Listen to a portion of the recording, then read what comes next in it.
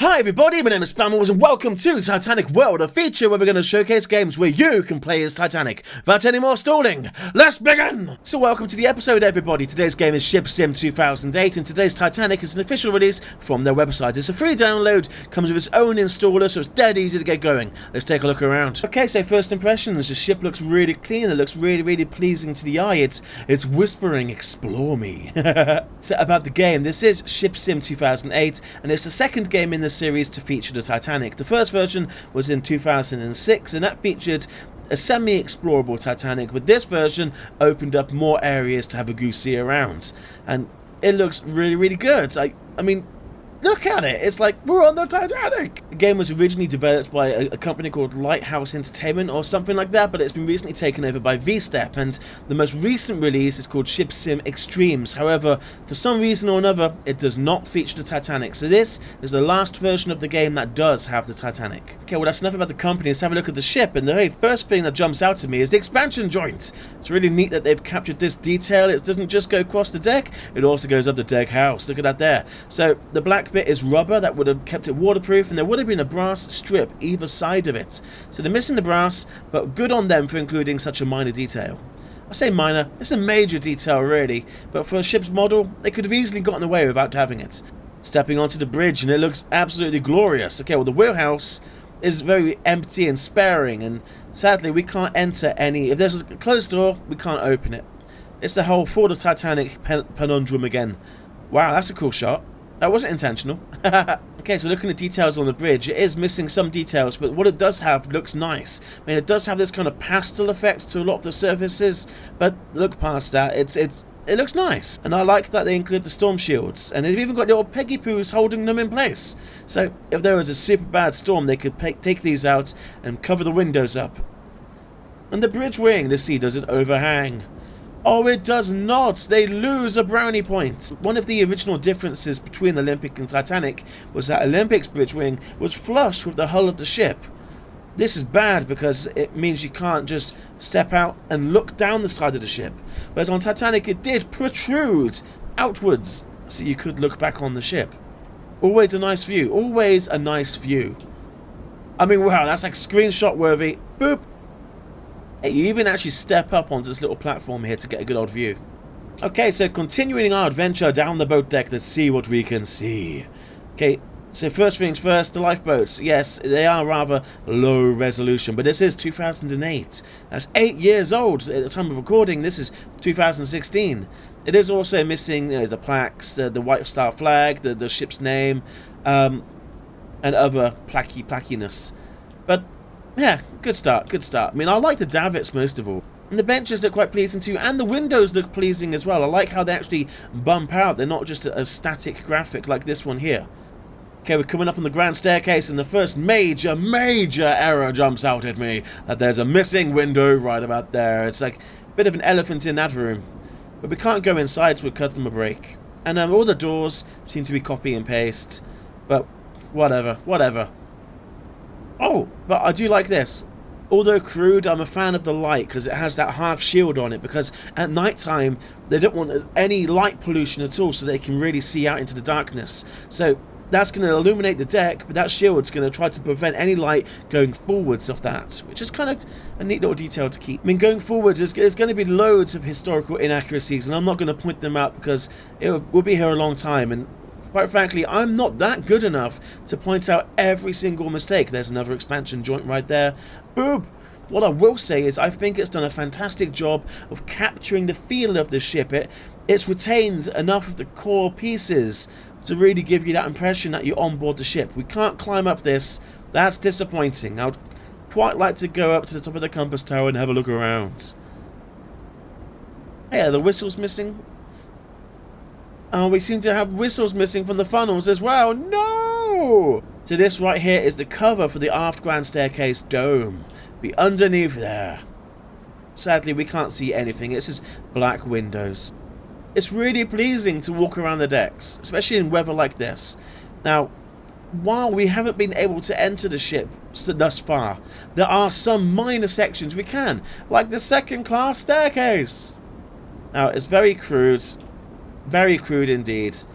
but it's just meant as access so that the player can get down to the poop deck. So as long as you can avoid being too nitpicky, this ship is really nice to walk around. I mean, look at that. That looks really cool. Really cool. I mean, this is what really gets my goat about some of these really, really bad inferior models, like the Fall of the Titanic model that couldn't keep any consistency. Make an effort. The team behind this, oh, we're a bit jammy up the stairs. Yes, we made it. Yes, the team behind this model made an effort, and it's paid off. It's very pleasing. There's an anchor missing. There should be a little anchor here. I forget what the type of anchor it's called, but yeah, it should be there, and it's not. The docking bridge. Oh, we can't climb up. Why can't we climb up there? Damn them. Sadly, we are unable to get into third class. There should be some doors here. But nope, denied, because... Oh, wow, I actually got... Oh, please don't tell me I'm stuck in the stairs. Oh my god, I got stuck. No!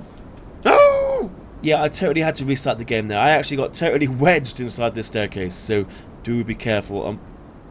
Yeah, that's a bug right there. We found a bug! Is it too late to report it? Oh, and we do have some... Ooh. Yeah, that's a bug.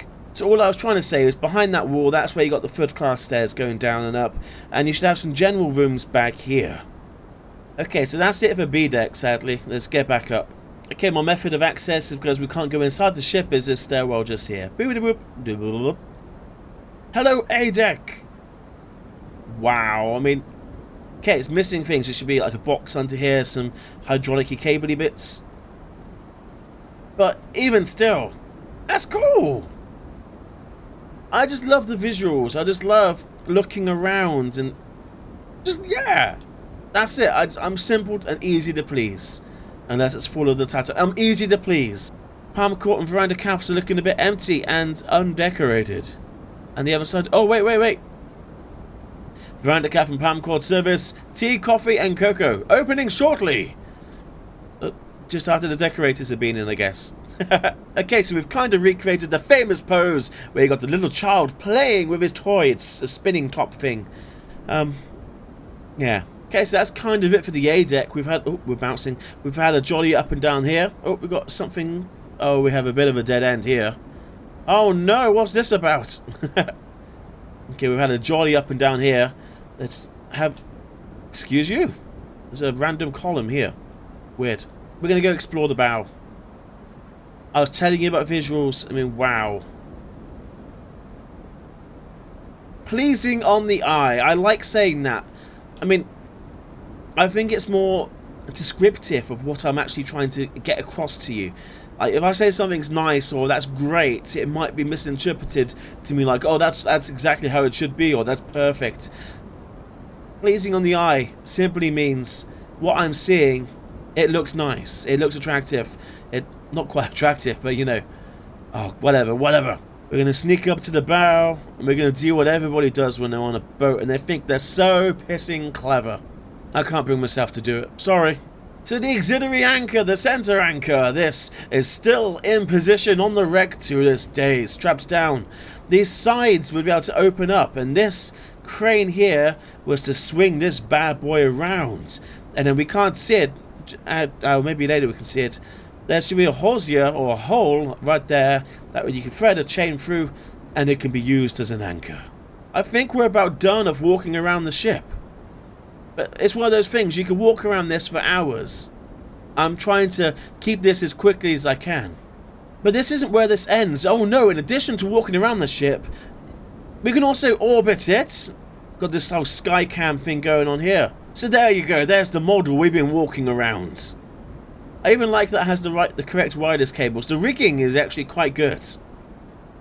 In fact, I'd say it looks pretty accurate. Of course, the more we zoom away, details start to disappear, like the deck benches and stuff. But it doesn't end there. There's even more. We're not just walking around and orbiting a static model. You can actually sail it. Right, so if we bring up the engines to full ahead, actually grab them. Oh, wrong way. There you go. We should start to pick up speed. And we can turn this to turn the ship, as you would expect. So if you don't actually want to stay at the helm, you can just bring up the menu like this. And you've got the kind of this speedboat kind of mechanism here, a wheel to play with.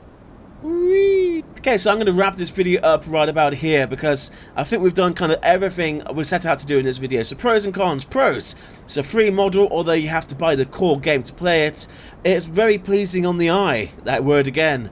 And it's quite explorable, quite interactive, and quite playable. You can sail this, you can change the weather settings if you want. You can put yourself in a badass storm. Or you can sail around the nice clear open ocean like this with no fire, aliens, cows, anything. Cons, there's no internal exploration of the ship, which is a big negative in my opinion. It really holds the ship back from being something far more epic. I mean, of course there's that second class staircase bit, but that's so crude and primitive, it's just access at the bare minimum. My final thoughts, get this game if you enjoy ship simulators, if you want to experience this, because the latest version, Extremes, does not have this. Only 2006 and 2008 has the Titanic. So, if you want this, aim for those specific ones. And there we go. That's all I've got. So thank you very much for watching. Rate, comment, and subscribe. We'll see you in the next episode. Goodbye, everybody.